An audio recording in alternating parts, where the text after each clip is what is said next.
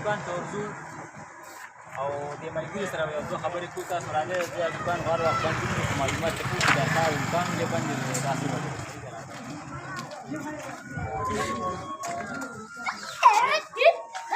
ये दुकान ठेव कर रहा है सिगरेट शॉप ये ना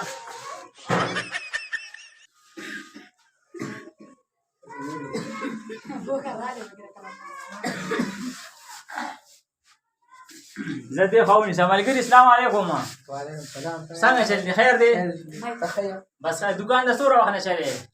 दुकान यार यो وليم قالوا شو هو ده قريب يا بينا ما كنت سكاركم अभी ना मक्तम बस यो पिंजे का रूप لا بعدين ده كاركو तो जो खाना ना पूर बस यो रोड में जाकर सुबह की دي दुकान صورة ये وليم قالوا شو دا दुकान خو چې اکثر په دلار تیرېږم نو ډېر وخت بند راځي تاسو ولې دا यार बस बल से क्यों करना अजय वजह बंद कम ځای بل دی दुनिया क्यों دا दुकान बल जाने चलो ना यो कारीगर तो मूवी बस आराना है अजय वजह बंद बस डॉक्टर मखला जमरा रवाना है वो सलूर दे अजय वजह सराय دا بس بیا سوړ ته کولای زو غنډه یو غنډه دوه غنډه څلور غنډه ان شاء الله کلاو سارنا ټول تر یوې بجې پورې او یوې بجې بعد بیا وته په نیمه پورې دوه بجې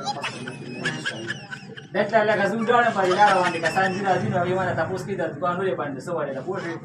نظر دې مس پته لګي نه سو چې کې دي شي نو هغه واجه ورته تو وایا کا ډیر زیات بند د دکان راځي یاره بس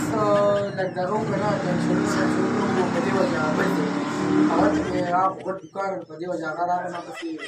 ستاسو د دکان یو څه زنه مو ته کار نه مور دې چې زنده سره نو بس مو سودا مولارو دکان بیا سیټ کو بس راځي نو باز کسان هغه خبره کوي دي پیسې جمع کړې دي د دکان ته ضرورت نشته دا څنګه باندې راځي دا ښه خبره ده یاره ډېر کسان دا خبره کوي ماته ته چې لسلي پیسې جیب کې راشي بس بیا دکان ته راځي نو ته ورته څه دی یاره زه ورته وایم د سړي مجبوري که نه دکان ته او سړی راځي نو پیسې به ګټي چې راشي نو چاله وګاړي چې پیسې به وګټي چې رانشي نو کم ځای به پیسې ګټي او کار څنګه ریټ هم څنګه دی پیسې زیاتې لې که نه کمې لې ویښتو پسې وړ کوې ریټ یاره بس کس ته ګورو که نه اوس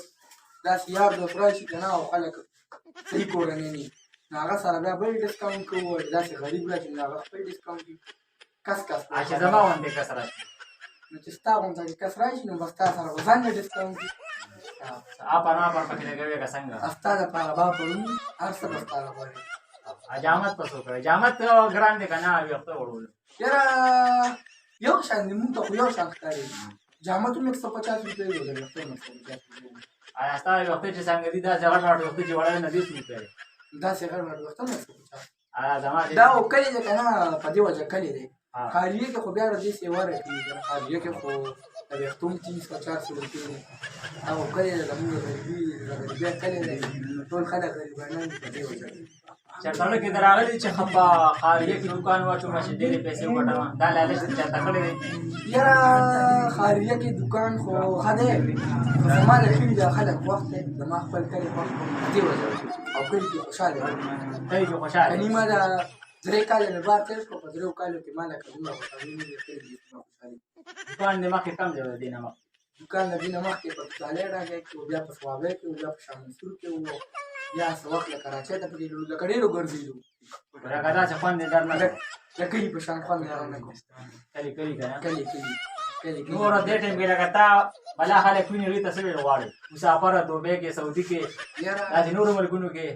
ټولو ته زما د طرفه سلام بس دکان مو وکړو او انشاءالله اوس په کله وي او راتلی شي ښه ډسکاونټ سره د ساره تونه تر یوې بجې پورې بیا د 2 نه ولې تر ماسپښینه 10 دکان مینې ټایم کلاوي انشاءالله کله وي ملګرو دې ډېر زبردست ویښته وړی او چا ته هم ویښتو دغه وي نو بس دلته کې راتلی شي که نه او تابعدار د دې دکان نوم دې څه دی د دې دکان نوم ملکوبیت دی او کلي غازي کوټ اینی ټایم راتلی شي اینی ټایم تابعدار